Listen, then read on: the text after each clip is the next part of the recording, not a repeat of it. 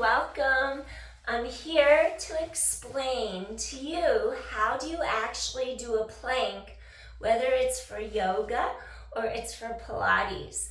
And basically, you have to be evenly distributed through your body weight. And you start from your center, and this channel's Downward Dog Rising. My name is Tracy.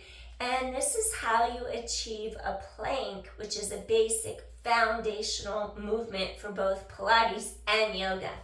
So you're on all fours. If you collapse, notice how shoulders hike, notice how belly falls and the back arches. So we want to avoid collapsing.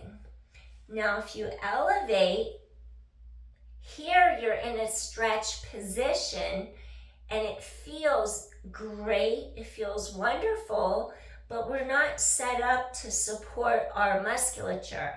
So we want to find our neutral in between those two positions.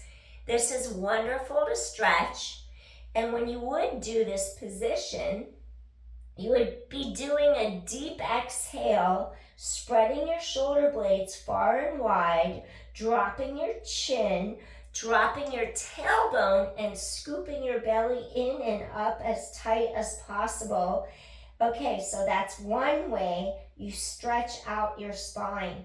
Okay, neutral. Our front ribs, your back ribs. If we overdo it, guess what happens?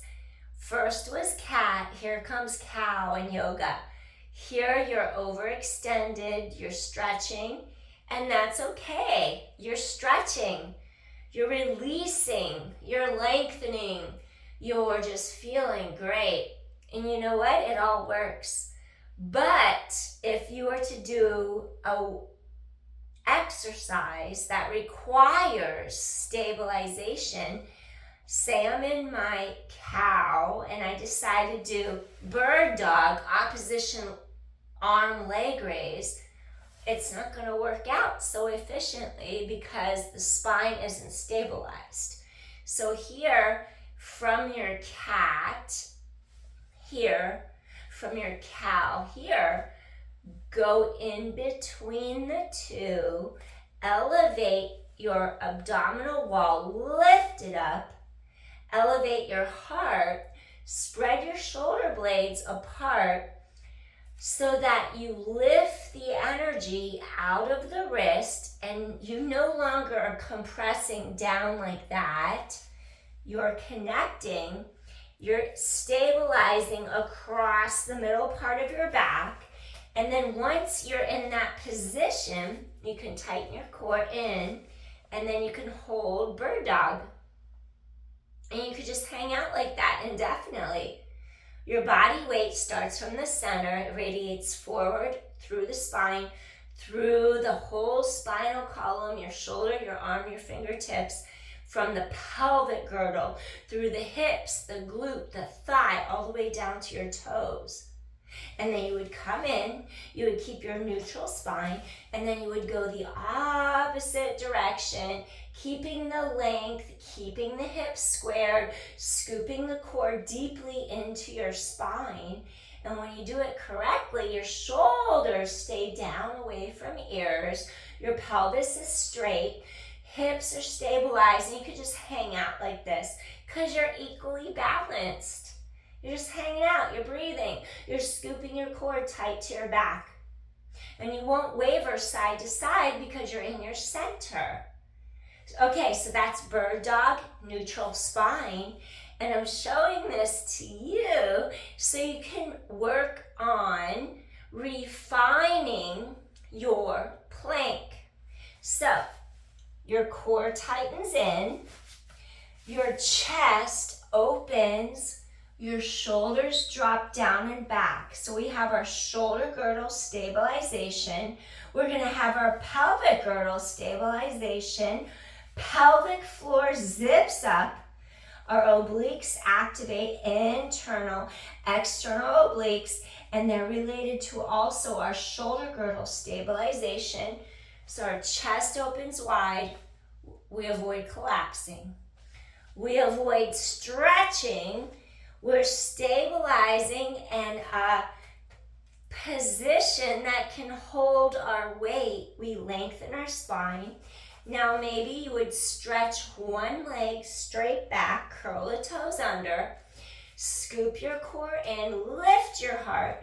Now you would take this other leg, stretch it straight back. Now, sometimes I see the back arch and it compresses. You're in your plank, you think you're in your plank, and then you think, oh, this is so easy. Oh, I need to be in a level up class. Well, you're not doing your plank correctly. You need to stretch your tailbone long. Your tailbone stretches. And I have a hyperlordotic spine. It's easy to arch the back. So you have to have your front ribs meet your back ribs. Your tailbone stretches long. You're lifting your heart through the arms. And you want to be able to sustain this. Just hang out for a while. You breathe in, you breathe out. Your chest is open. There's no weight in the wrist because you're elevating your heart. Your breastbone lifts and you're using your shoulder girdle stabilization across the mid-upper back. So it's not all flowing down into the wrist. You're lifting up across the heart, the chest, the shoulders, and you're isolating around the middle part of your back. And then you could just kind of hang out here. You stretch forward, you stretch back, you inhale, you exhale, your tailbone stretches long. 8, 7, you're stable, your core is strong. 6, 5, keep that oppositional lengthening in your spine. 4, that axial elongation. 3, 2, lengthen headway from tailbone. And last one. And then from here, the knees can drop down.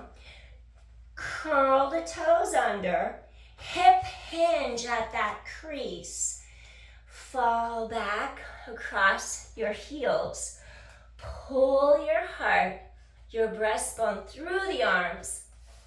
And gently stretch your torso up out of your center as you pull your hips back behind you.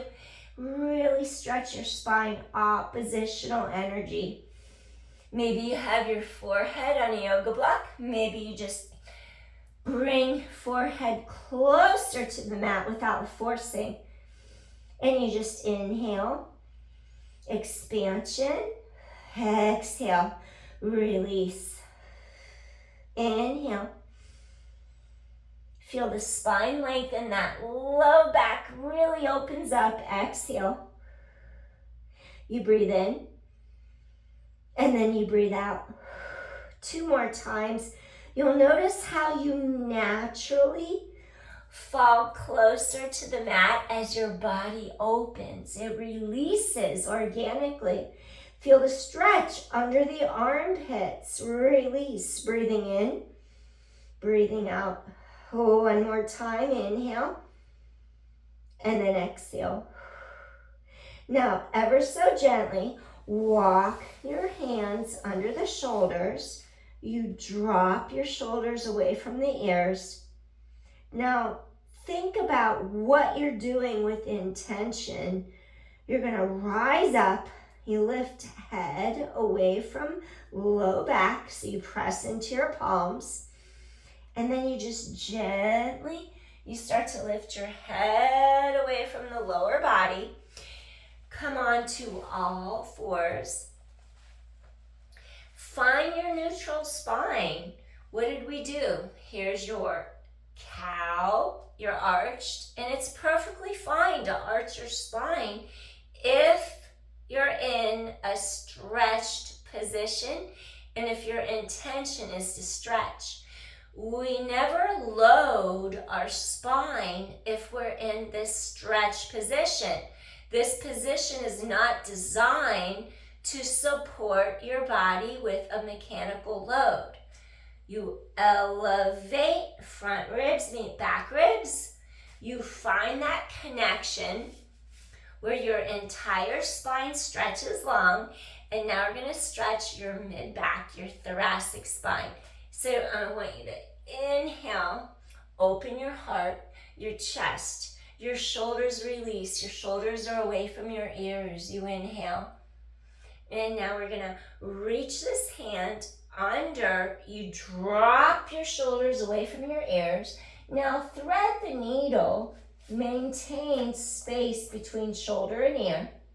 Either this hand stays under the height of your shoulder, or if this shoulder can maintain its stability, pulling down and back by anchoring under the shoulder blade, then stretch the arm over your head, scoop belly muscles in, stretch your tailbone behind you, elongate the side of your neck, and just continue on in your side thread the needle pose. You inhale, and then you exhale, and enjoy the stretch. You inhale. Get your thoracic spine mid-back to release. Exhale. 2 more deep inhales here. Exhale, stretch tailbone away. 1 more time, deep inhale. And then softly exhale, gently release. Slide your hand in. I want you to push down into your palm as you pull your shoulder down, back, away from your ear. Now, once again, we come on to all fours. And where are you? Are you collapsed? Are you overstretched? Find your middle way between the two. In Buddhism, the middle way is really helpful because you don't adhere or cling to either end range of something, and sometimes you can find your solution that way by not clinging to either extreme. Something to think about.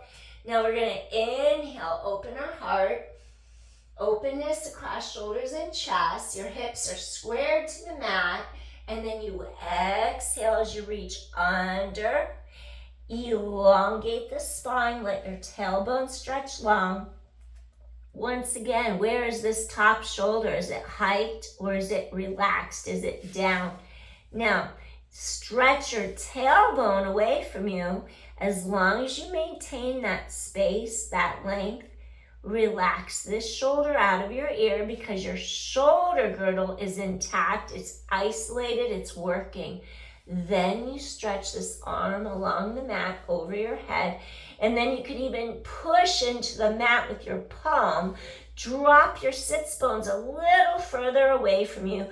Feel the crease in the front of your hip and your thigh as you truly hip hinge over those thighs. You inhale, you exhale, and you're actually elongating your spine. Inhale.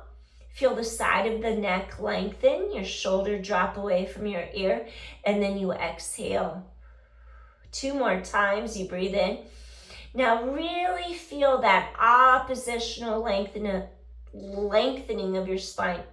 That's your axial elongation. That's what we call it in Pilates. 1 more deep inhale. And then Pilates and yoga are very connected. There's differences and there's similarities, and they cross over in so many ways. So you want to learn how each affect the other. You breathe in, you breathe out, and then you maximize your potential in each discipline. Feel the elongation in your spine. 1 more deep inhale. And then exhale, slowly release. Now slide that hand under the shoulder. Inhale, slowly push into your palm. And then I want you to come back into your all four position, your table with the length in your spine. And then I want you to release into a rest pose because that's really good on the hips and the low back. You can either have the tops of your feet flat against your mat, or protecting your knees, you distribute the weight equally from the kneecap to the ball of the foot if you want to distribute it wider stance. Physics, broader base of support gives you more support. So you would curl toes under if you want to protect your knees, And then if you don't even have to have a knee injury, you could just want to protect the cartilage for longevity. If you've been a runner your whole life and you want to continue into old age, why not protect your joints? Why wouldn't you curl the toes under? It doesn't mean you have an injury, just means you want to prolong and do what you love longer. We just hip hinge back, our hips come back towards our heels. Here's Balasana, your rest pose. Pull your heart forward and through the arms. Now, we want to really stretch that low back so we don't cave it in. Pull your heart through the arms, and you slide and you glide forward and really get that elongation, that stretch, and breathe. Maybe you bring the mat up to you. Maybe you put your forehead on a pillow. And then you just really try to sink. Drop those sits bones back, pull the heart forward and through the arms, and really get that elongation. It's gonna feel really, really good.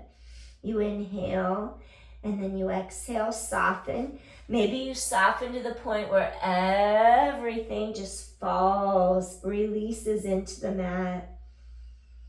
And then you feel a stretch across your upper mid-back. And then if you start to feel that release, maybe take your palms together in Anjali Mudra.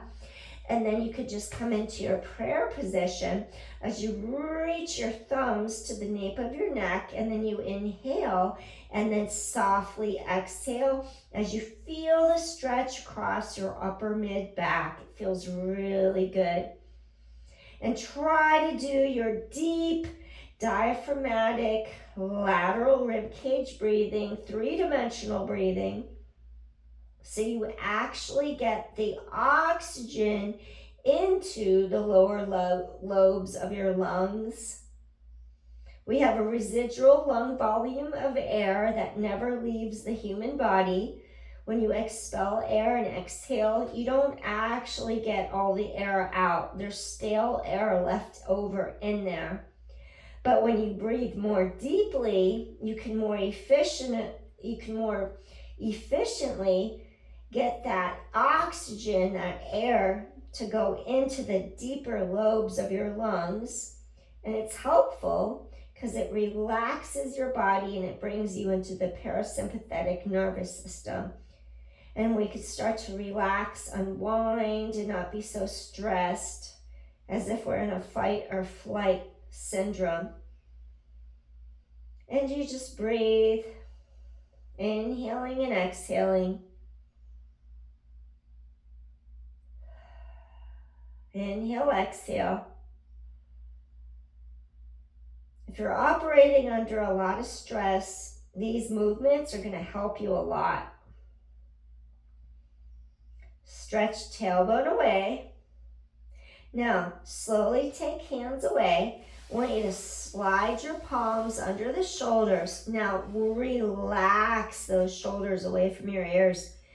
Now, we want to slowly rise up. We don't want to have orthostatic hypotension where you feel like you're going to black out because your blood pressure changes too fast. So once you lift out of your Balasana, your rest pose, one more thing I want you to do. It's going to really help your spine. Let's go into upward dog. So that way we get our spinal extension. Hand, hand, foot out of your center. Now really scoop your core tight to your back. Rock forward. Go to the tops of your feet. Lift the front of those thighs away from the mat. Now you drop your pelvis. Simultaneously, I want you to lift your heart up. Connect across your mid-upper back. Open your chest, your shoulders. Stretch your tailbone away. Integrate the front of your rib cage to the front of your hip bones. Now take 3 deep inhales and exhales. Open your heart. Your chest lifts. Inhale. Exhale. 2 more. Deep inhale. Those thighs are actively engaged. You inhale. And then you exhale. Chest is open. 1 more time. Lift your heart. Press palms away. You inhale. Thighs are active. Tailbone long. And then you exhale. And then you slowly fold your knees in. One last time, I want you to take the tops of your feet all the way down against the mat. Your palms face away. Your chest is open. I want you to hip hinge, the crease in the front of the hips and the thighs. Come all the way down to your mat. Now relax for a moment. Palms face the sky, shoulders down and back, collarbones wide and tailbone long. 3 deep inhales to the center of your spine. Exhale, gently release any tension. Every time you exhale, release anything that doesn't belong with you. 2 more times, you breathe in and then you breathe out. 1 more time, you inhale and then you exhale, you release. Take a deep sigh, exhale. Relax those shoulders, relax the neck. Slowly walk your hands under the shoulders. Take a second, prepare. Tailbone lengthens behind you. Heart goes through you, through the arms. Shoulders drop. Now ever so slowly, elevate head, neck, shoulders. Lift them away from the mat. And then I just want you to take a moment. And we're just going to open our heart, open our shoulders, open our chest. Openness, welcoming in new energy, new fresh chi to heal the body and its systems, to balance your energy. Bringing hands to heart center. Think of green, healing energy, healing your heart chakra. 1 more time. Open your heart, collarbones wide, hands come together. Bring in that fresh energy from the cosmos, from the universe. Bringing your hands to your heart. Take a moment and reverence, feeling gratitude for appreciating the here, the now, and the experience in this lifetime. Thank you so much for joining me, and I hope this helps your planks in the future. Went a little deep, hope you appreciate it, because planks are a foundation for everything you do in both Pilates and yoga. Thanks for watching. Peace. Downward Dog Rising. Tracy here. See you soon. Bye.